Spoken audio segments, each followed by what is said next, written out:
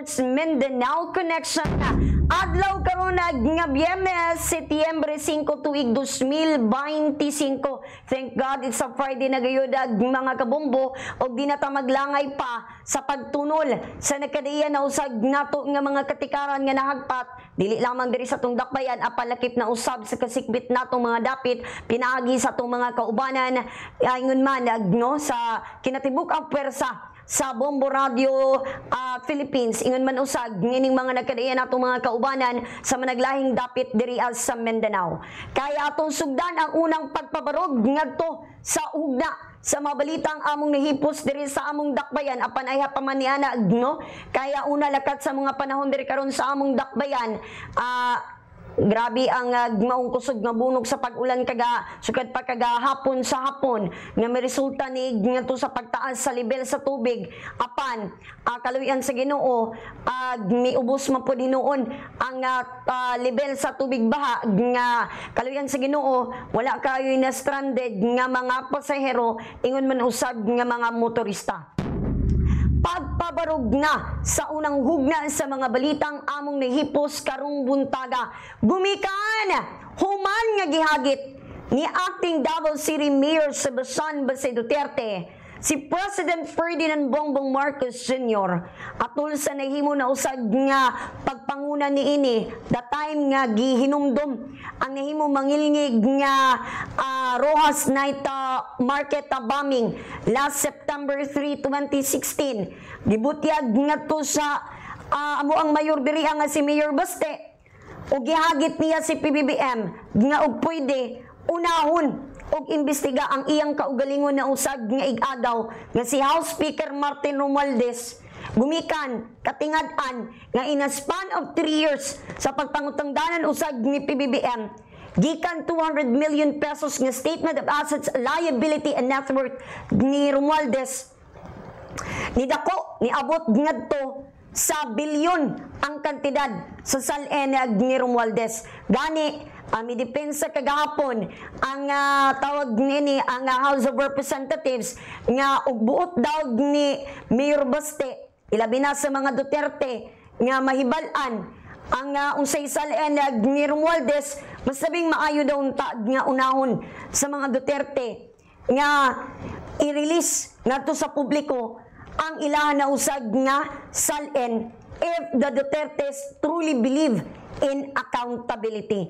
Kay ang salin daw ni Romualdez unlike ngadto sa mga Duterte kay abrig ngadto na usab sa publiko alang sa proper nga scrutiny. Bombo Radio Philippines ag Mindanao area mo ng pagpabarog sa unang hugna sa mga balita atong ipasa ang linya sa Bombo Radio Jensen pinagi ni Bombo Edna Mendoza. Daghang salamat Bombo Davao, Bombo Danica Baguio. Ang lakat sa panahon karon diri sa Dakbayan sa Los Santos nindot walay timailhan nga adunay pagbundak sa ulan. Niya karon ang mga balita gikan diri sa Bombo Radio Jansan nahimong successful ang gipaygayon nga sugbahan sa dalan. Diri ka na sa Dakbayan kagahapon alayo na sa kasaulogan sa Tuna Festival. So diri lamang na ninyo sa Jansan makit-an adunay tuna lechon nga mo ko na ang gikagubtan sa Batao sa kagahapon diha ka na sa may Payodor Avenue kung asa doon na pa mga dagang sinugbang nga mga tuna pa nga doon na pa tuna bele kung lain pa mga matang sa tuna kung asa libre ka ni nga ginahatag sa katawan kung asa kining selebrasyon Bombo Radyo Mindanao mauni ang pagpaila sa amo ang mga produkto diri sa Dakbayan kalabutan kini sa tuna o gawas pa niana aduna pa siya sini kung asa nindot kaayo ang mga talan-awon o ubay-ubay gayud ang pagdugok sa katawhan o karong adlaw mao kini ang among culmination sa among Tuna Festival ug basin aduna may mga transaksyon ang mga taga-Rayon 12 kasikip malugar karong adlaw holiday karon diri sa amo ang syudad sa General Santos. Mao kato ang pagpabarog sa mga balita gikan diri sa may Bombo Radyo Jansan. Ang sunod ipasa nato dito kada sa Bombo Radyo Butuan pinaagi ni Bombo Benji Barasan. Salamat Bumboy na Mendoza sa Bumbo Radio Johnson sa mong lagat sa panahon karo mga orasay na ine na guliw tabili siring aring adlaw kagapon sa hapon bundakan mi kusog bundak suwan. Dali na sa ikapat nga ugna oy katulong hugnas balita sa Bumbo Reports Mindanao Connection. Mapasalamaton ang mga opisyal ning among syudad sa Butuan pagpanguna ni Mayor Lawrence Lemuel Fortun ingon man ni Vice Mayor Renante Bisiata. Sa tanan niya mga kaubanan, partisipante o mga partner nga aktibo sa mi lambigit sa usa ka buwan nga kalihukan sa among kasumaran sa kabugnaan ning among syudad alang sa puno nga kultura, kasaysayan ingon man panagiusa diya sa makasaysayanong pagsaog sa ika-75 nga adlaw hong Butuan kan sa tibok ka buwan sa Agosto gigahin kini alang niining mga aktibidad ang selebrasyon naglangkop kini sa mga parada pasundayag exhibit ingon man community outreach program usa matud pa kabuhing pamatuod diha sa Kaligo ingon man panaghiusa sa tanang mga Butuanons gikan sa mga karaang sibilisasyon hangtod na sa modernong kalambuan din ang dakbayan sa Butuan padayon nga misidlak isip usa ka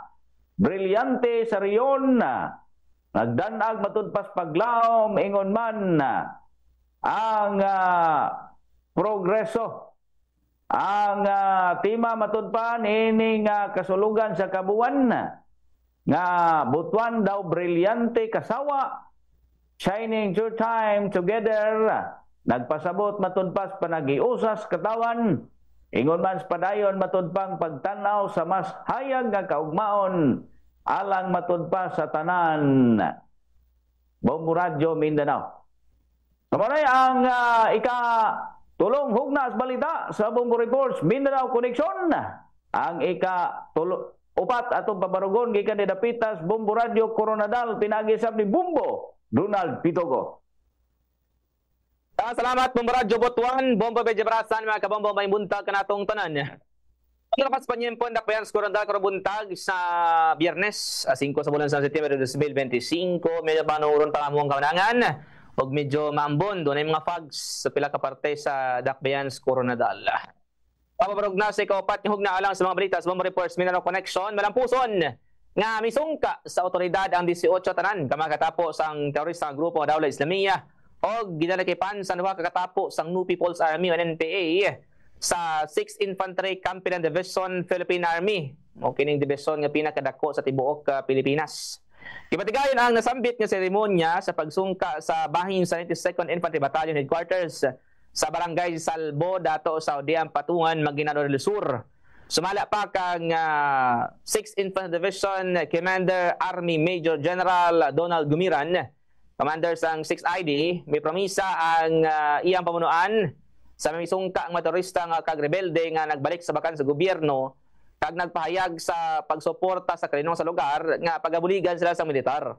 Dugang pa sa maong opisyal 5 sa 18 tanan kakatapos ang Dawla Islamiyah terrorist nga misungka mo'y ginakabig nga mga eksperto sa paghimo sang eksplosibo o expert bomb makers nga sumala pa lagi nagagamit sang ammonium nitrate o potassium chlorate bilang nagapangunang blasting charges lagip na pagbutang sa electronic blasting contraption o mahimo ma-detonate ang bomba sa layo lagi nga lugar usar ang mobile phones. So signature yun ni kay lagi pag-abot sa investigation sang AFP o EOD nila, doon ay mga signature bomb sa mga naglalayang grupo like ang BIFF, Dawla Islamiyah, ang guba nga Al-Kubar Group, doon ay mga signature bomb sila na maangkla sa otoridad kung kinsang mihimo sa maong bomba.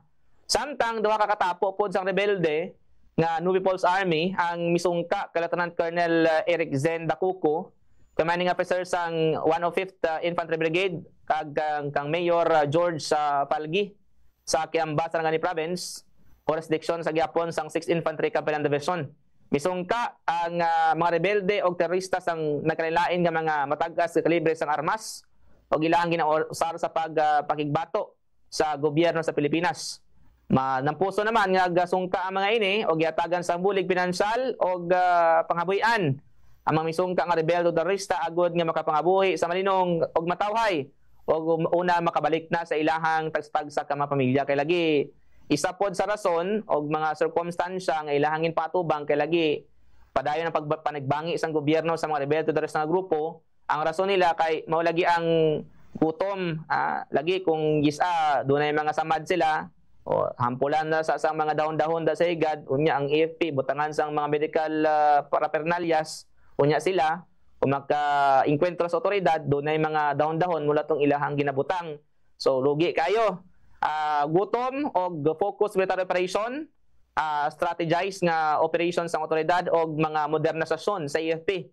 Kaya lagi uban nga mga opisyal sang AFP na nistorya po nato nga kung sila po di kontra sa ilahang mga modernized nga mga equipments, lagi kulolbaan kayo ang ilahang gamit karon labi ng AFP og monitoring sa ilahang pamunuan. So una naging pahayag na Colonel Rodon Rubon ng spokesperson sang 6th Philippine Army nga padayon ng ilahang pagpatigayong sang SALW program sa Small Weapons and Light Weapons Acquisition Program sa gobyerno aron papason ang mga armas labi na sa teroristang grupo o rebelde nga grupo nga anaa sa ilahang area of responsibility. Mao kana na i-post naton nga balita nagikan sa area of responsibility sa Bombo Radio Coronadal. Pabarugon tayo ka ng 5 hugna sa mga balita alang sa Bombo Reports Mindanao Connection pinagi sa Bombo Radio Malay-Balay Bukidnon. Pinagi ka Bombo Jeromar Balatero. Daghang salamat Bombo Radio Coronadal ug Bombo Donald Pitugo. Unang lakat sa mong panahon diri sa Dakbayan sa Malay-Balay. Hapsay among kawanangan karong buntag ug walay timaylan nga mga pag-ulan na. Magpabarog na sa ikalimaw gulayhog na sa mga balita nga among nahibos. Dire karon sa among Dakbayan kay gumikan na supak ang Commission on Election kung COMELEC Malay-Balay batok sa panukidukay sa pagpaubos sa edad sa mga kandidato kundi ang Constitutional Convention o CONCON gisugit aron paubsan ang age requirement sa mga kandidato pagka-presidente, vice-presidente o senadora. Kay gibutag mismo ni Attorney Danilo Dividina, election officer sa COMELEC Malay-Balay, minuwat nga klaro nga ana sa konstitusyon kabahin sa kwalifikasyon isip pagka-presidente o vice-presidente diin kinahanglan usa ka natural born citizen og labing menos 40 anyos ang edad. Kay matod pa ni Atty. Dividina ang mga pagpaubos sa edad nagpakita lamang matod pa kini sa personal nga interest. Kay gipasabot usab niini nga dili ang ipaus-us ang sumbanan tungod kay gikinahanglan nga ang musalmot sa pinakatas nga posisyon sa nasod adunay igong kahibalo, kasinatian o hamtong sa Panginoon.